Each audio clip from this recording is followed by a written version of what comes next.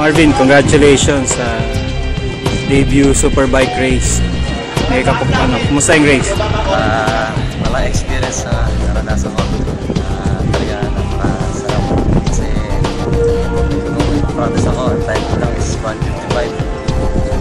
Then nung qualify, naging 1:51. Sigurado ko yung race bumaba.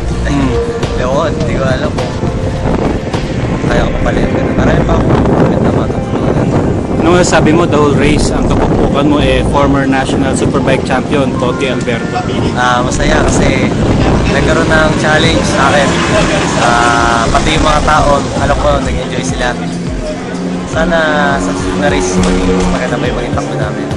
So, for your Superbike debut, sinong gusto mong pasalamatan?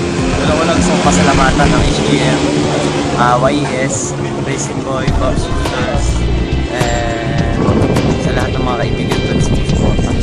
Magkulang ko. So, anong ma-expect natin next race sa Clark? Home track mo pagbubutihin ko pa para mas gumanda pa yung kapatid ng tao.